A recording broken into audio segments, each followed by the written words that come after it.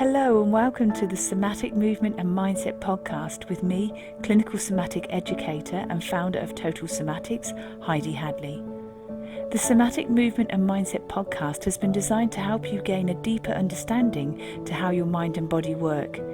You will learn about your amazing mind and body and why over time you can feel pain, recurring injuries and poor posture. Within this podcast, I will teach you why this doesn't have to be your future or the norm for you. Would you like to learn how to reduce pain, move freely, and gain a new lease of life? Let's get started. Hello and welcome back. Now, can you believe this is our last podcast for 2022? So I don't know where the year's gone, it's raced by, but I just want to say a huge thank you for joining me throughout the year. I think all of us have been through a bit of a roller coaster if we've had sicknesses or all sorts of things that have happened. And I really appreciate how so many of you reached out to me over the year with either your worries, your concerns, your questions, feedback, everything. Because don't forget that these episodes have been created from your feedback, your questions, your challenges. And so please, as we go further on into the new year and beyond, please keep sending your questions, your challenges, your queries, your feedback, everything to me, because this podcast is created for you, by you, basically. And so to celebrate the time that we've had together this year, I've actually put like a little collage of episodes together. So you can just take some little extracts from different episodes that I've delivered to you during 2022. And this is just a way to kind of super boost you as we finish the year and we start the new year with lots of really great intentions.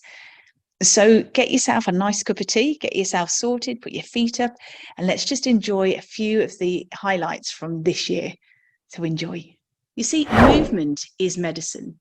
And through movement and specific brain training techniques that we use within Total Somatics, we can start to reverse those repetitive behavioral patterns or those habits that have come across and they've changed your posture. They've created maybe an injury, or maybe you get recurring injuries. Maybe, again, it's post-operative. The way that you were moving and standing post-operative has left its mark a little bit. Or maybe it's stress and anxiety. You see, all of these aspects start to pattern tension in your body, and stretching is not going to address those issues. Whereas when we use a specific technique called pandiculation, it's a 3-step process. It's far superior to stretching. And I want to share why that is the case today. Because when we're working with your muscles, we're wanting to allow them to heal and rehabilitate. And I want to just debunk a few issues that people talk about with stretching. I want to show you the research in why stretching really isn't very efficient for your muscles. It's not going to do much for the power output and strength of your muscles. Whereas when you hear the experts and basically the stress patterns that are created through stretching, you'll see why pandiculation is really the way forward, because we are staying up to date with neuromuscular science. So let me share this with you first of all. When we injure muscles or when we injure our tendons, people think that we should stretch them. And that may be the advice that you've been given in the past. But you see, when we have an injured tendon or we have injured muscles, they actually elongate. And yet what we need to do is when they're injured, we need them to be held together.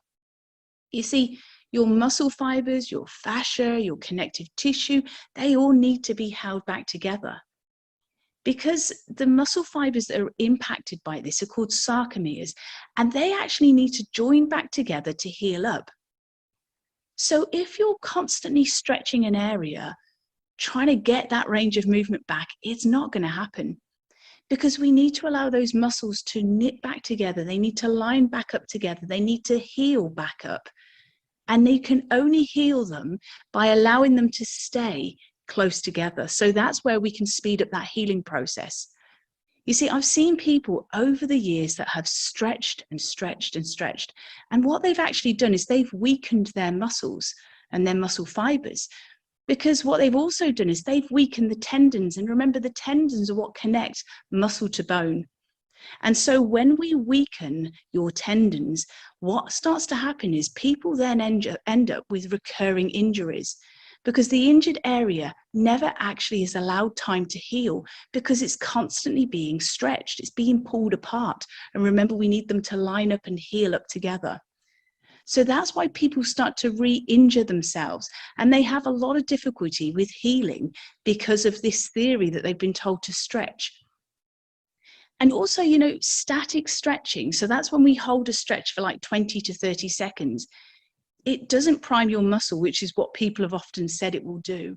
It actually weakens it. And at the University of Nevada in Las Vegas, they actually got athletes, and they looked at athletes, and they noticed that athletes actually generated less force from their leg muscles after static stretching than if they didn't stretch at all. And they also had other studies, and these studies showed that stretching will decrease muscle strength by as much as 30%.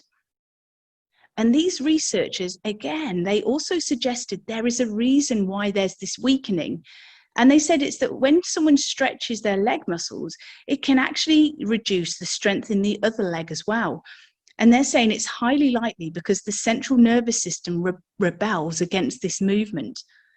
And the scientific reason for this is because they say that there is a neuromuscular inhibitory response to static stretching.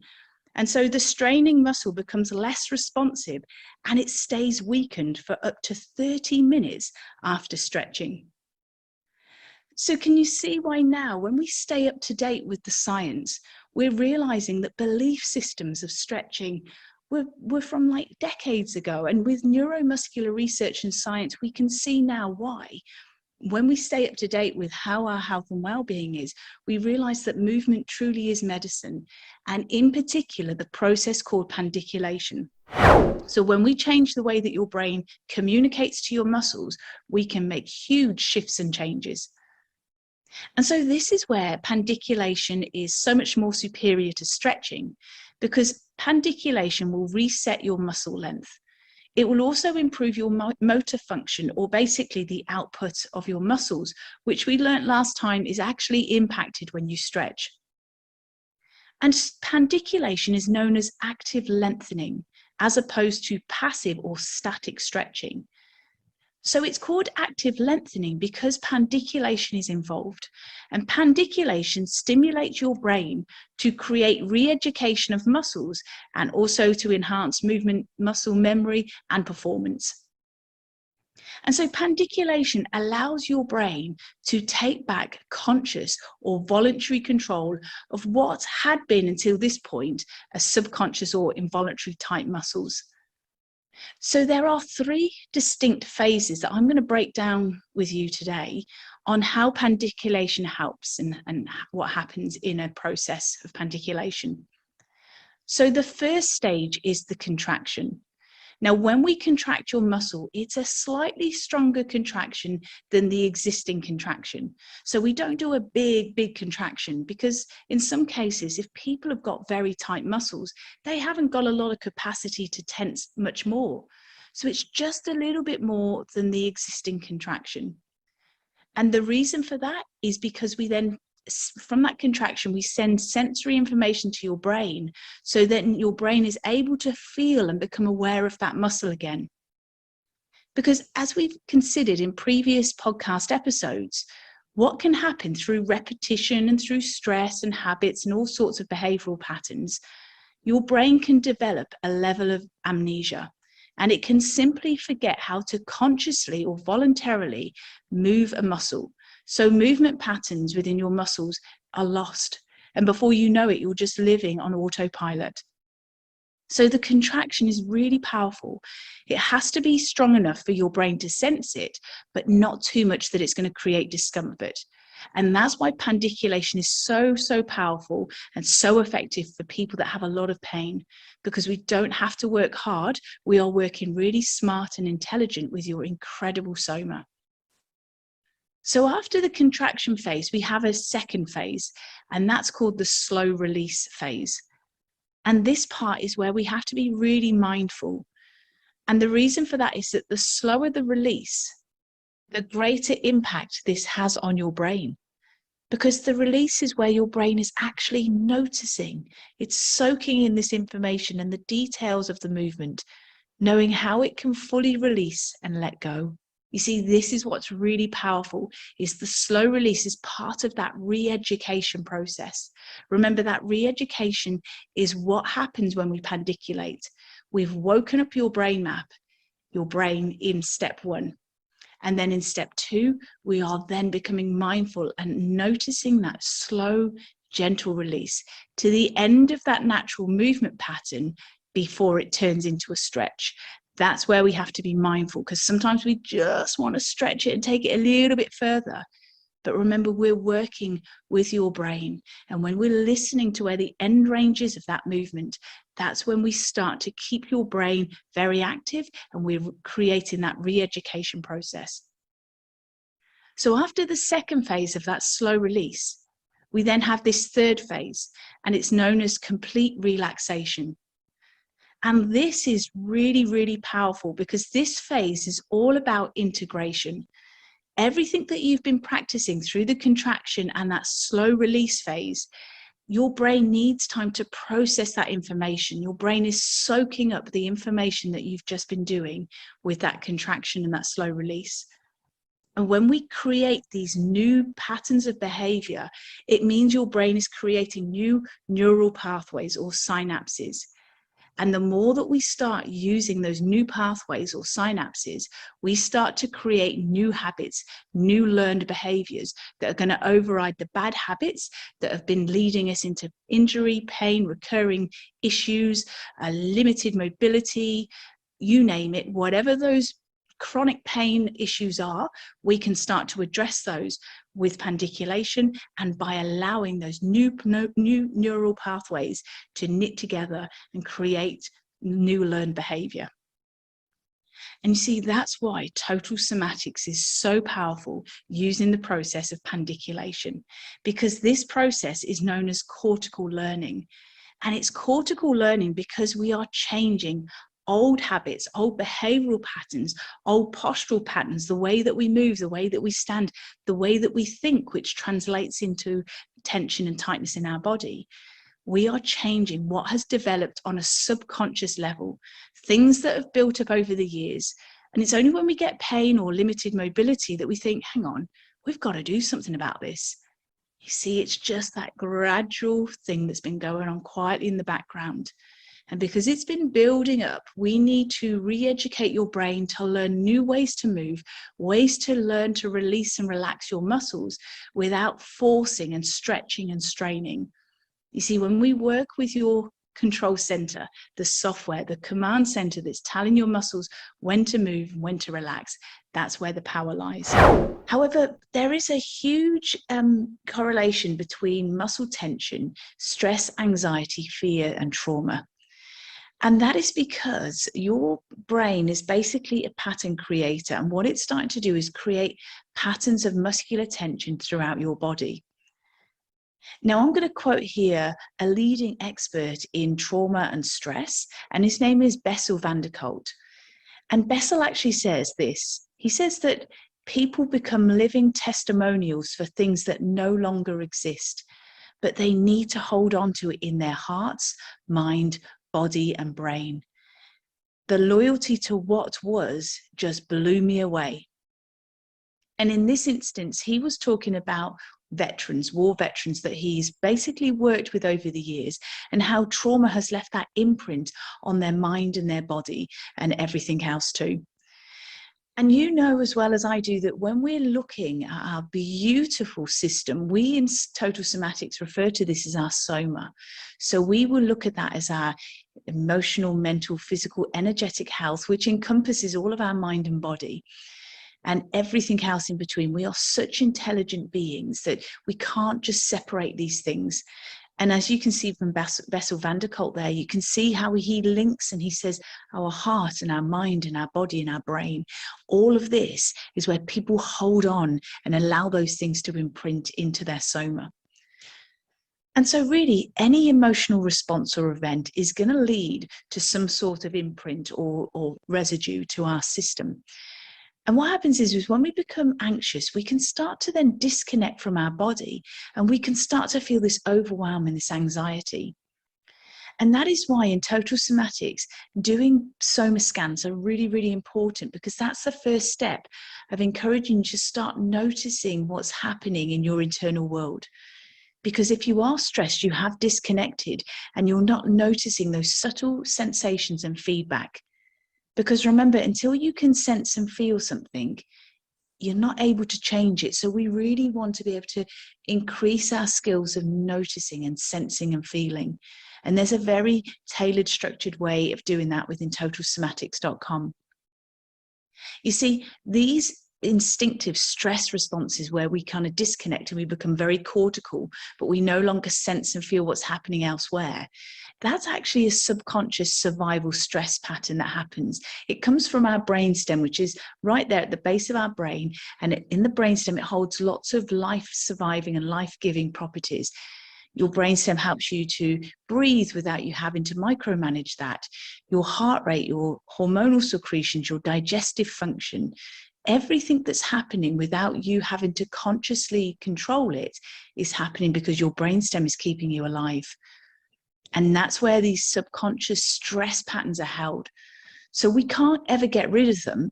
But what we want to do is notice them and then be able to come in and out of them, have that flexibility and that resilience to be able to notice when we have them and when we need those stress survival mechanisms, but then creating a regulation or recalibration so that we can live in a window of sort of capacity or tolerance, which makes us able to kind of operate and function at a much more efficient, more conscious level, rather than being subconscious and being held by these brain stress responses, which have a deeper impact into just replaying and continuing to create stress patterns and behaviors and increasing things like cortisol in your system.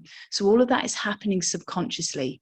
So when we notice these patterns of behavior, there are skills within Total Somatics to help you to regulate and recalibrate. Well, I'll tell you what, when you look back at those episodes, I think, my goodness, what loads of material that we've covered during the year. And so it's really cool, isn't it? When we look back, we can see what we've discussed, what we've covered. And that's, again, just from me listening to what you've sent me, your questions, your queries, all that sort of thing.